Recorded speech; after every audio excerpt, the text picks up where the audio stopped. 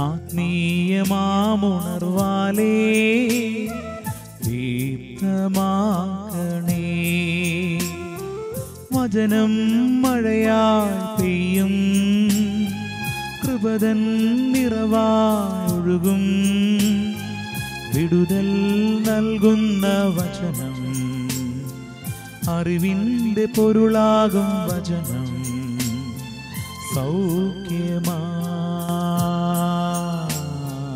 ജീവന. ആത്മീയ ഉണർവ്. പിതാവിൻ്റെയും പുത്രൻ്റെയും പരിശുദ്ധാത്മാവിൻ്റെയും നാമത്തിൽ ആമേൻ. ഞാൻ കർത്താവിനെ സ്നേഹിക്കുന്നു.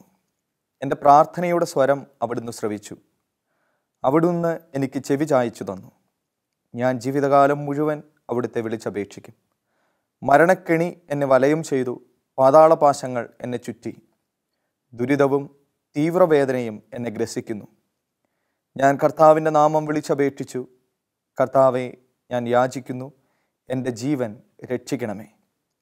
കർത്താവ് കരുണാമയനും നീതിമാനുമാണ്. നമ്മുടെ ദൈവം കൃപാലുവാണ്.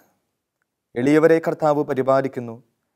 ഞാൻ നിലം പറ്റിയപ്പോൾ അവിടുന്ന് എന്നെ രക്ഷിച്ചു.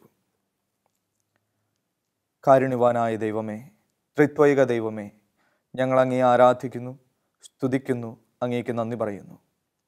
ഈ സമയം അങ്ങയുടെ വചനത്തിന് കാതോർത്തിരിക്കുന്ന ലോകം മുഴുവനുമുള്ള ഓരോ വ്യക്തിയെയും അങ്ങയുടെ കരങ്ങളിലേക്ക് സമർപ്പിക്കുന്നു. അങ്ങ് മാത്രമാണ് ഞങ്ങൾക്ക് സംരക്ഷണം നൽകുന്നത്. അങ്ങ് മാത്രമാണ് ഞങ്ങളെ കരുതുന്ന ദൈവം എന്ന് ഞങ്ങൾ വിശ്വസിക്കുന്നു, ഏറ്റുപറയുന്നു.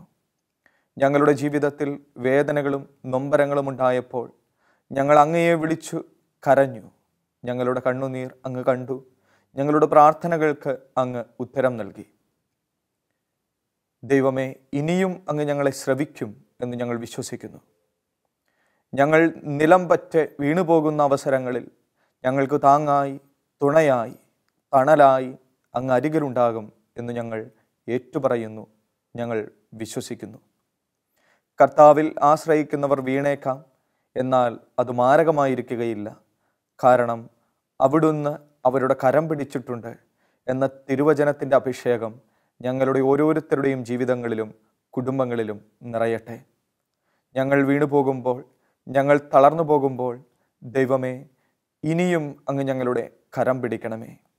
ഒരിക്കലും തനിച്ച് യാത്ര ചെയ്യുന്ന മനുഷ്യരാകാതെ, ഒരിക്കലും തനിയെ മുൻപോട്ടു നീങ്ങുന്നവരാകാതെ, തമ്പുരാനെ, അങ്ങയുടെ സാന്നിധ്യം നൽകി ഞങ്ങളെ അനുഗ്രഹിക്കണമേ. ദൈവം നമ്മുടെ പക്ഷത്തെങ്കിൽ ആരു നമുക്കെതിര് നിൽക്കും എന്ന തിരുവചനം ഞങ്ങൾ ഓർമ്മിക്കുന്നു. ദൈവമേ, ഞങ്ങളുടെ പക്ഷം ചേരണമേ. ഞങ്ങളെ കരം പിടിച്ചു വഴി നടത്തണമേ. ഞങ്ങളുടെ പ്രാർത്ഥനകൾക്ക് കാതോർക്കണമേ. അങ്ങയുടെ നാമത്തിൻ്റെ മഹത്വം ഞങ്ങളുടെ ഓരോരുത്തരുടെയും ജീവിതത്തിൽ വെളിവാകട്ടെ.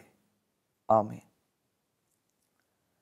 സ്നേഹമുള്ളവരെ, നിങ്ങൾക്ക് ഓരോരുത്തർക്കും മുംബൈ താബോർ ധ്യാന കേന്ദ്രത്തിൽ നിന്നും എല്ലാ ദൈവാനുഗ്രഹങ്ങളും പ്രാർത്ഥനകളും ഏറെ സ്നേഹത്തോടെ നേരുന്നു. വിശുദ്ധ മർക്കോസ് അറിയിച്ച സുവിശേഷം 10-ാം അധ്യായം 46 മുതൽ 52 വരെയുള്ള തിരുവചനങ്ങൾ. അവർ ജെറീക്കോയിലെത്തി.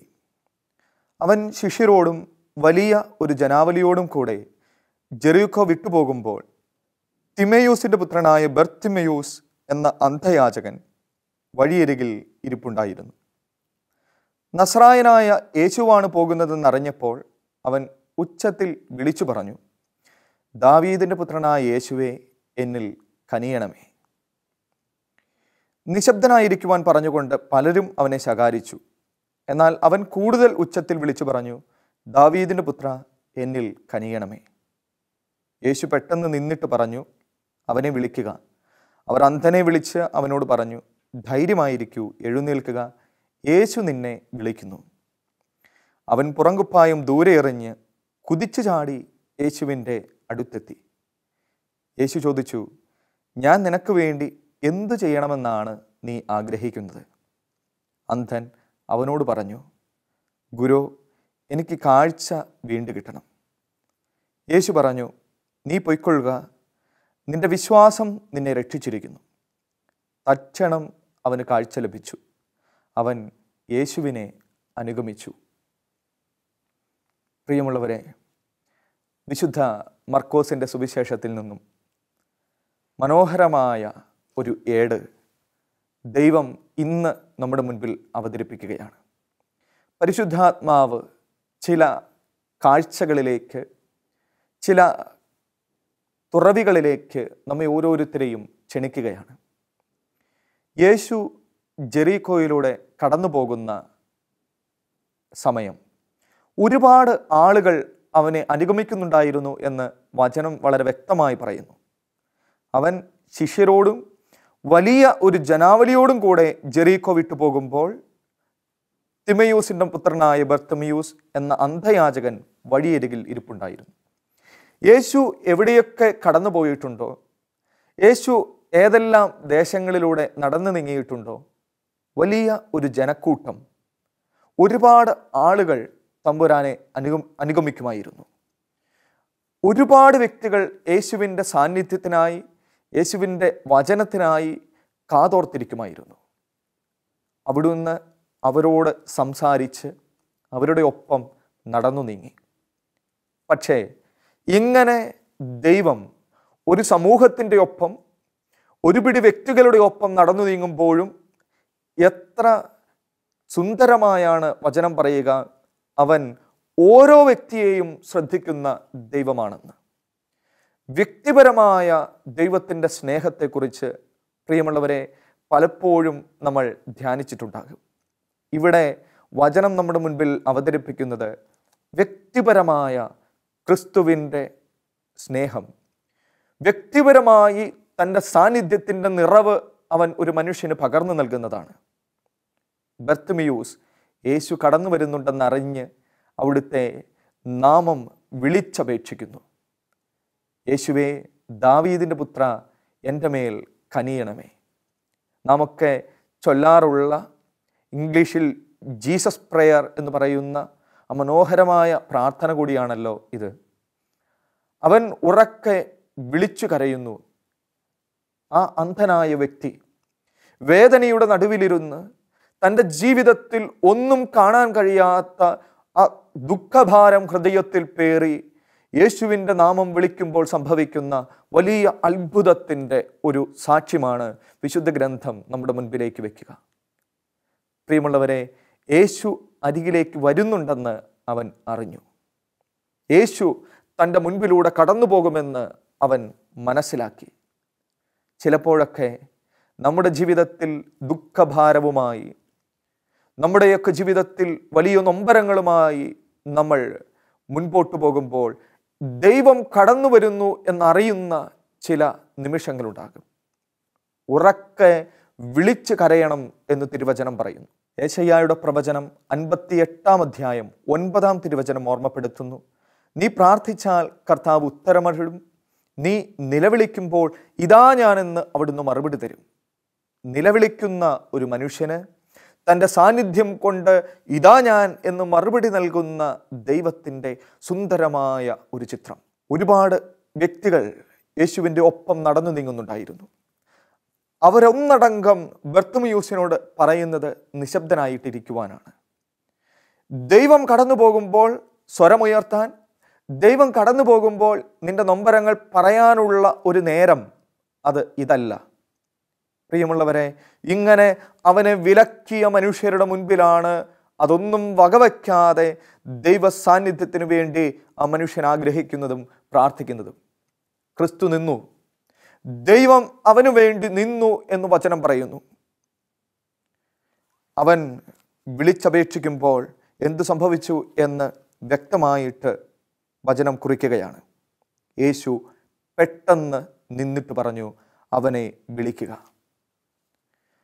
തന്നെ വിളിച്ചു കരയുന്നവരുടെ കണ്ണുനീർ കാണാതെ കടന്നു പോകാൻ കഴിവുള്ള ഒരു ദൈവമല്ല നാം വിശ്വസിക്കുന്ന നമ്മുടെ ദൈവം.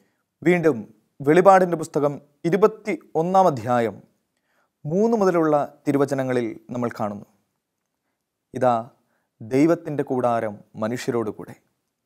അവിടുന്ന് അവരോടൊത്തു വസിക്കും.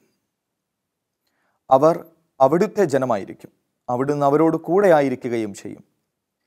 അവിടുന്ന് അവരുടെ മിഴികളിൽ നിന്നും കണ്ണുനീർ തുടച്ചു നീക്കും. ഇനി മരണമുണ്ടായിരിക്കുകയില്ല. ഇനിമേൽ ദുഃഖമോ മുറവിളിയോ വേദനയോ ഉണ്ടാവുകയില്ല. പഴയതെല്ലാം കടന്നുപോയി. സ്നേഹമുള്ളവരെ, ഇവിടെ ബർത്തിമേയുവിന്റെ ജീവിതത്തിൽ ഈ വചനം വ്യക്തമായി നിറവേറുന്ന ഒരു കാഴ്ചയാണ് നമ്മൾ കാണുക. ഇനിമേൽ ദുഃഖമോ മുറവിളിയോ വേദനയോ ഉണ്ടാവുകയില്ല. അവൻ അവരുടെ മിഴികളിൽ നിന്നും കണ്ണുനീർ തുടച്ചു മാറ്റും.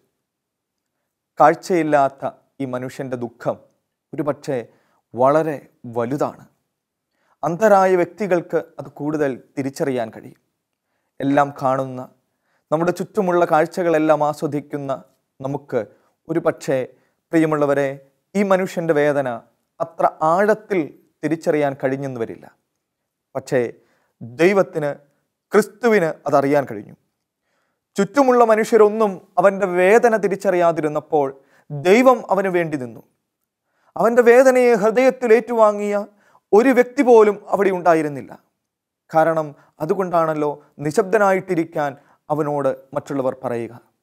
പക്ഷേ ദൈവം നിൽക്കുമ്പോൾ മറ്റുള്ളവരും അവനു വേണ്ടി ഒപ്പം ചേരുന്നത്, അവൻ്റെ ഒപ്പം നിൽക്കുന്നത് നമ്മൾ കാണുന്നുണ്ട്. അവരെല്ലാം അവൻ്റെ അരികിലേക്ക് വന്നിട്ട് പറയുന്നു, ധൈര്യമായിട്ടിരിക്കുക, എഴുന്നേൽക്കുക, യേശു നിന്നെ വിളിക്കുന്നു. പ്രിയമുള്ളവരെ, ജീവിതത്തിൽ ചില കാഴ്ചകൾ മങ്ങിപ്പോകുന്ന അവസരങ്ങളുണ്ടാകും. ഒരുപക്ഷെ നമ്മുടെയൊക്കെ കണ്ണുകൾ മൂടപ്പെടുന്ന, ദൈവ സാന്നിധ്യം പോലും കാണാൻ കഴിയാതെ പോകുന്ന ചില അവസരങ്ങൾ നമുക്കൊക്കെ നേരിടേണ്ടി വരും. ചുറ്റുമുള്ളവരെല്ലാം നമ്മുടെ അരികിൽ നിന്നും മാറും. സ്വരമുയർത്തേണ്ട സമയം ഇതല്ല എന്ന് നമ്മോട് പറയും. നമ്മുടെ കണ്ണുനീരിന് വില കൽപ്പിക്കാതിരിക്കുന്ന അവസരങ്ങളുണ്ടാകും. കരയുന്നത് വ്യർത്ഥമാണെന്ന് നമ്മോട് പറയുന്ന ഒരുപാട് വ്യക്തികളുണ്ടാകും. പൂർണ്ണമായും കാഴ്ച മങ്ങിപ്പോകുന്ന അവസരങ്ങളിലൂടെ കടന്നു പോകുന്ന മനുഷ്യരാണ് പലരും. ബർത്തിമേയുസ് വഴിയരികിലിരുന്ന് അന്ധതയെ ഓർത്ത് കരഞ്ഞതുപോലെ, സ്നേഹമുള്ളവരെ, വഴിയരികിലിരുന്ന് പലതരത്തിലുള്ള അന്ധതകളിൽ കരയുന്നവരാണല്ലോ നാം ഓരോരുത്തരും. ഒരുപക്ഷെ നമ്മുടെ കുടുംബത്തിലെ ബന്ധത്തകർച്ചകളുടെ അന്ധതയിൽ, ഒരുപക്ഷെ നമ്മുടെ സാമ്പത്തികമായുള്ള ഭാരത്തിൻ്റെ അന്ധതയിൽ, അതുമല്ലെങ്കിൽ വലിയ രോഗങ്ങളുടെ അന്ധതയിൽ ഒക്കെ ഒരുപാട് കണ്ണുനീരൊഴുക്കുന്ന വ്യക്തികളാണല്ലോ ഇപ്പോൾ ഈ വചനം ശ്രവിക്കുന്ന പലരും. അങ്ങനെ കണ്ണുനീരൊഴുക്കുമ്പോൾ പോലും മറ്റുള്ളവർ നമ്മെ ഒറ്റപ്പെടുത്തിയേക്കാം. മറ്റുള്ളവർ ആ കണ്ണുനീരിന് വില കൽപ്പിക്കാതിരുന്നേക്കാം. പക്ഷേ ദൈവം ആ കണ്ണുനീര് കാണുമെന്ന് വചനം അടിവരയിട്ട് നമ്മെ ഇന്ന് ഓർമ്മപ്പെടുത്തുകയാണ്. ക്രിസ്തു കാണാതെ പോകുന്ന ഒരു കണ്ണുനീരില്ല. ക്രിസ്തു അറിയാതെ പോകുന്ന ദുഃഖവും വേദനയുമില്ല. അവൻ ഇതാ ഞാനെന്ന് മറുപടി പറയും. അവൻ നിനക്കും നിന്റെ കുടുംബത്തിനും വേണ്ടി നിൽക്കും. കൃത്യമായി ഈ അനുഭവം അത് നമ്മെ ഓർമ്മപ്പെടുത്തുകയാണ്. യേശു വിളിക്കുന്നു എന്ന് പറയുമ്പോൾ ഈ ബർത്തിമേയുവിന്റെ പ്രതികരണവും നമ്മൾ ശ്രദ്ധിക്കണം. അവൻ പുറങ്കുപ്പായം ദൂരെ എറിഞ്ഞ് കുതിച്ചു ചാടി യേശുവിൻ്റെ അടുക്കലെത്തി. പ്രിയമുള്ളവരെ, എങ്ങനെയാണ് അന്ധനായ, വഴിയറിയാത്ത, ഒന്നും കാഴ്ചയിൽ കാണാൻ കഴിയാത്ത ഒരു വ്യക്തിക്ക് കുതിച്ചു ചാടി യേശുവിൻ്റെ അടുക്കലേക്ക് ചെല്ലാൻ കഴിയുക? പ്രിയമുള്ളവരെ, ധ്യാനിക്കുമ്പോൾ വചനം നമ്മോട് പറയും, ദൈവ സാന്നിധ്യത്തിന് മുൻപിൽ കടന്നു വരുന്ന, ദൈവം അരികിലെത്തിയിട്ടുണ്ടെന്നറിയുന്ന ഒരു വ്യക്തിയുടെ സ്വാഭാവികമായ ഒരു പ്രതികരണമാണത്. ദൈവം അരികിലുണ്ടെന്നറിയുമ്പോൾ നമ്മുടെ ശാരീരികമായ ചലനങ്ങളിൽ പോലും ചില മാറ്റങ്ങൾ കടന്നു വരുമെന്ന് വചനം ഓർമ്മപ്പെടുത്തുന്നു. കാഴ്ചയില്ലാത്ത വ്യക്തി പോലും കുതിച്ചു ചാടുന്നു. അങ്ങനെയെങ്കിൽ കാഴ്ചയുള്ള നമ്മിൽ പലരും എപ്രകാരം ദൈവസന്നിധിയിൽ നിൽക്കുന്നു എന്ന് നമ്മൾ ഒന്ന് ആത്മശോധന ചെയ്യുന്നത് നല്ലതാണ്. ദൈവം അരികിലേക്ക് വരുന്നു എന്ന് പറയുമ്പോൾ, ദൈവം നമുക്ക് വേണ്ടി കാത്തു നിൽക്കുന്നു എന്നറിയുമ്പോൾ എങ്ങനെയാണ് നമ്മുടെയൊക്കെ പ്രതികരണം? ഇവിടെ ആ മനുഷ്യൻ പുറങ്കുപ്പായം ദൂരെ എറിഞ്ഞ് യേശുവിൻ്റെ അരികിലേക്ക് ചെന്നു. അതുവരെ ഒരുപക്ഷെ സുരക്ഷിതത്വം നൽകിയ ചില കാര്യങ്ങളൊക്കെ അവൻ വേണ്ടെന്ന് വെക്കുകയാണ്. ദൈവമാണല്ലോ വിളിക്കുന്നത് എന്നറിയുമ്പോൾ ഇനി ദൈവം തന്നെയാണ് സുരക്ഷ നൽകുന്നത്, ദൈവമാണ് എൻ്റെ ജീവിതത്തിൽ സകലതും എന്ന് ഏറ്റുപറയുന്നതിൻ്റെ ഒരു അടയാളം കൂടിയാണ് ഈ പുറംകുപ്പായം ദൂരെ എറിയുന്ന ആ ബർത്തിമേയുസിൻ്റെ ഒരു മനോഭാവം. നമ്മുടെയൊക്കെ ജീവിതത്തിൽ ചില പുറംകുപ്പായങ്ങൾ നമുക്ക് സുരക്ഷിതത്വം നൽകുമെന്ന് കരുതി നമ്മൾ ചേർത്ത് നിർത്തുന്നുണ്ട്. നമ്മുടെ കുടുംബത്തിൽ, നമ്മുടെ വ്യക്തി ജീവിതത്തിൽ ഭൗതികമായ ഈ ലോകത്തിൻ്റെതായ ഒരുപാട് പുറംകുപ്പായങ്ങൾ കാത്തു സൂക്ഷിക്കുന്ന മനുഷ്യരാണ് നാം ഓരോരുത്തരും. ദൈവം വരുമ്പോൾ പോലും, ദൈവം അനുഗ്രഹിക്കാനായി കരം വിരിക്കുമ്പോൾ പോലും ഈ പുറംകുപ്പായങ്ങൾ വേണ്ടെന്ന് വെക്കാനുള്ള ഒരു മനോഭാവം, ഒരു ഹൃദയ നൈർമല്യം പ്രിയമുള്ളവരെ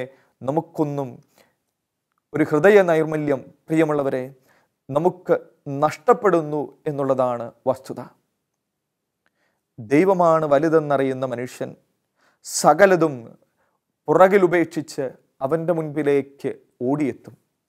അവൻ്റെ മുൻപിൽ വന്നു നിൽക്കുന്ന ബർത്തിമേയുസ് അനുഗ്രഹം സ്വീകരിച്ച്, വലിയ കൃപ സ്വീകരിച്ച് മടങ്ങിപ്പോകുന്നു പുതിയ കാഴ്ചകളിലേക്ക്. യേശു പറയുകയാണ്, ഞാൻ നിനക്ക് വേണ്ടി എന്തു ചെയ്യണമെന്നാണ് നീ ആഗ്രഹിക്കുന്നത്? ഇതിലും മനോഹരമായി ദൈവത്തിന് എപ്രകാരമാണ് തൻ്റെ അരികിൽ വരുന്ന ഒരു മനുഷ്യനോട് പ്രതികരിക്കാൻ കഴിയുക? ഇപ്പോൾ ഈ വചനം ശ്രവിക്കുന്ന നിങ്ങൾ ഓരോരുത്തരെയും നോക്കി തമ്പുരാൻ ചോദിക്കുന്ന ഏറ്റവും മനോഹരമായ ഒരു ചോദ്യമല്ലേ ഇത്? ഞാൻ നിനക്ക് വേണ്ടി, നിന്റെ കുടുംബത്തിനു വേണ്ടി എന്തു ചെയ്യണമെന്നാണ് നീ ആഗ്രഹിക്കുന്നത്?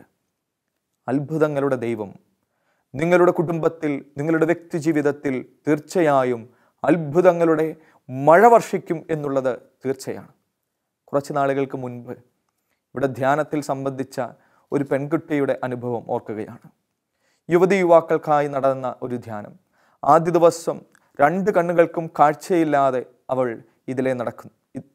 ആദ്യ ദിവസം 2 കണ്ണുകൾക്കും കാഴ്ചയില്ലാതെ കണ്ട ഒരു പെൺകുട്ടി. കൂടെ അവളെ സഹായിക്കാനായി, അവരുടെ കരം പിടിക്കാനായി മറ്റുള്ളവരുണ്ട്. പ്രിയമുള്ളവരെ, ദൈവസന്നിധിയിൽ കണ്ണുനീരൊഴുക്കി പ്രാർത്ഥിച്ചു, ക്രിസ്തുവിൻ്റെ വരവിനായി കാത്തിരുന്നു. ആ ധ്യാനത്തിൻ്റെ അവസാന ദിവസം മറ്റു യുവതി യുവാക്കളുടെ മുൻപിലേക്ക് ആ പെൺകുട്ടി തനിയെ വന്നു നിന്ന് പറഞ്ഞു, എൻ്റെ ദൈവം എനിക്ക് 2 കണ്ണുകൾക്കും കാഴ്ച നൽകി. അത്ഭുതങ്ങളുടെ ദൈവം പുതിയ കാഴ്ചകളിലേക്ക് നിന്നെയും നിന്റെ കുടുംബത്തെയും നയിക്കും. നിനക്ക് വേണ്ടി ഞാൻ എന്തു ചെയ്യണമെന്നാണ് ആഗ്രഹിക്കുന്നതെന്ന് ചോദിക്കുമ്പോൾ, ദൈവമേ എനിക്ക് കാഴ്ച വീണ്ടും കിട്ടണം എന്ന് പറയാനുള്ള ആ ഒരു യോഗ്യത നമുക്കുണ്ടാകണം. പലതും ഉപേക്ഷിക്കേണ്ടി വരും, പലതും ദൂരെ എറിയേണ്ടി വരും. അപ്പോഴാണ് സ്നേഹമുള്ളവരെ യേശു നൽകുന്ന കാഴ്ചയിലേക്ക് കടന്നു വരാൻ കഴിയുക. പലതരത്തിൽ അന്ധരായ നമുക്കോരോരുത്തർക്കും കാഴ്ച ആവശ്യമുണ്ട്, കാഴ്ചപ്പാടുകൾ ആവശ്യമുണ്ട്. ക്രിസ്തുവിൻ്റെ മുൻപിൽ വന്ന് നിന്ന് പ്രാർത്ഥിക്കാൻ കഴിയട്ടെ. ഇവിടെ വചനം പറയുന്നു, നിന്റെ വിശ്വാസം നിന്നെ രക്ഷിച്ചിരിക്കുന്നു എന്ന് ക്രിസ്തു അവനോട് പറഞ്ഞു. തൽക്ഷണം അവന് കാഴ്ച ലഭിച്ചു. അവൻ യേശുവിനെ അനുഗമിച്ചു. അതായത് ദൈവം പറഞ്ഞ അതേ നിമിഷം വചനം അത്ഭുതം പ്രവർത്തിക്കുകയാണ്. ഒരു നിമിഷം പോലും വൈകുന്നില്ല. ക്രിസ്തു പറയുന്ന ഓരോ വാക്കും അത്ഭുതങ്ങളുടെ കലവറയാണ്. ഉറപ്പായും കാഴ്ചയില്ലാത്തിടത്ത് കാഴ്ച തെളിയും. നമ്മുടെ ജീവിതത്തിൽ കണ്ണുനീരും വേദനയും ദൂരെ അകലും. നാം യേശുവിനെ അനുഗമിക്കാൻ യോഗ്യതയുള്ള, യേശുവിൻ്റെ കൂടെ ചേർന്ന് നിൽക്കാൻ അനുഗ്രഹിക്കപ്പെട്ട മനുഷ്യരായി മാറും.